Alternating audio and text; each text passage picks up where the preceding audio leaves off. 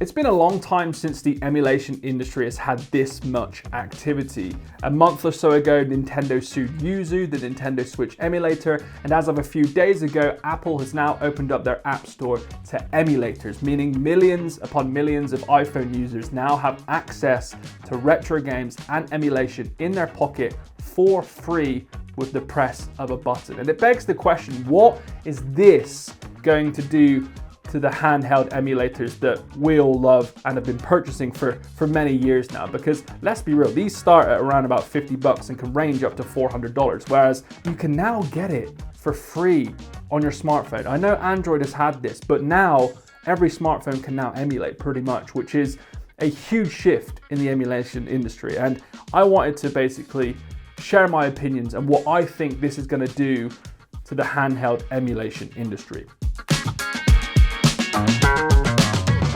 I do want to mention how impressed I am with Apple that's been on top of removing copyright infringing material and basically stealing of other developers' work, because there have been a few applications that have came to the App Store that have only lasted a couple of days. So Apple are keeping a very close eye on emulators that are just damn right illegal. And Delta is one of the first ones that is official and is pretty damn good. So there's one of three things which I think is going to happen between emulating on your smartphone and the handheld industry. First of all, this could remove a lot of attention from handheld emulators. Why would anyone buy this for $60?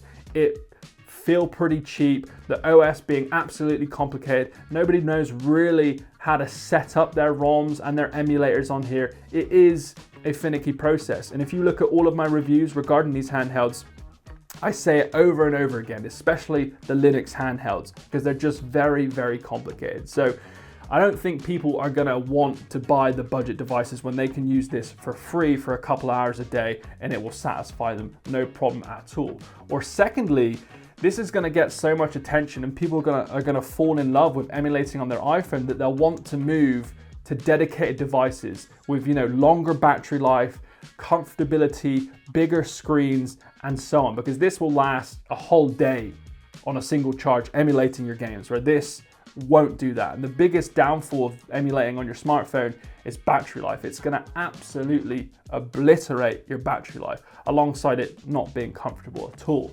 Thirdly, and I think what it's going to happen is that the budget handhelds under $100 are going to basically not drastically, that's an overstatement, but lose their popularity. People would rather pay nothing for this than pay $60 for this. And I think where users are going to move from is they're going to start, this will be their introduction into the emulation industry. They're going to fall in love with it and want something a bit more serious, but they're going to want something that's a lot easier to use, has bigger screen, battery life, and more importantly, good ergonomics. So I actually think there will be a spurt in popularity within the mid-range handheld industry. So we're talking the Retroid Pocket 4 Pro, we're talking about the Anbernic RG55X, the RG556, and so on. Handhelds that are dedicated, that can last a long time and that feel comfortable in your hand. They are going to be the ones that I think will grow in popularity. So what's going to happen here is that there's going to be even more innovation in that space. And I'm talking between $100 and $200. That's the area that I think is going to grow in popularity. And there's only a few manufacturers in that space that are competing. So I think we're going to see more competition, more innovation, and more importantly, more value for money, which is going to be absolutely great for those of us that like collecting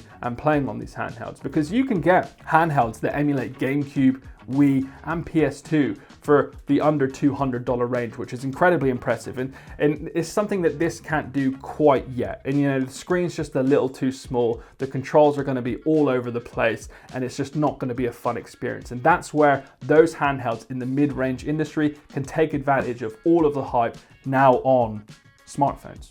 You might be asking, Brandon, what about the premium handhelds? Now, that's a completely different industry. I'm talking 200, 250 plus, where you're looking at like the Steam Deck, the A and Odin 2, for example. Those are premium devices, but they're just a little overkill for emulating, in my opinion. I picked up the A and Odin 2, but I ended up paying over $400 for it. And admittedly, that is a superb device, but there's a fine line between going overkill and getting good value for money, and I think it's around that $250 range, specifically if you're wanting to emulate retro games. The Steam Deck, for example, can pretty much emulate everything, but it's more of a handheld PC. And the A and Odin 2 is a dedicated kind of Android games console in a way that can use cloud gaming and emulate, but I do think that is overpriced for what a lot of people want. So I don't think the premium industry is going to change. I think the premium industry is going to focus on cloud streaming, PC games, and a little bit of emulation, whereas the mid-range is going to focus purely on emulation, and that's where things are going to get interesting. So I believe that what's going to happen is the budget range under $100 is going to have a lot of issues. It's only going to be the true enthusiasts, the handheld collectors that will want to purchase and test these things, because, for example, the Anbernic RG35X Hex has had 3 iterations since 2023. It's just super complicated. Nobody wants to take a deep dive into finding out which one's slightly better or which one's got a better screen so that they can spend $60 well when they can just go straight to this for free. I think what we're going to see is customers move from this to the mid-range $150 handhelds, and that's where I think true competition is going to begin, and you're going to get best value for money.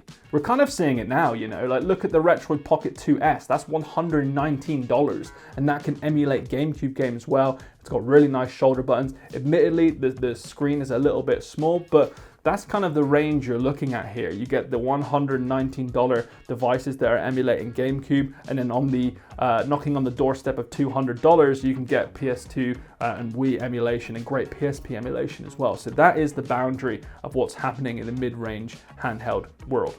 And while just looking at the screen then of the N64 emulation, I think a lot of people are going to want to, instead of paying $50 for this, are likely going to buy a battery pack in controller combo for their smartphone that, makes it a little bit more comfortable, gives them physical buttons and extra battery life, rather than having to research, learn about this, understand the terrible OS, ship it from China, pay all the taxes and stuff. So that's why, another reason why I think the budget handheld world is going to see a slight impact here.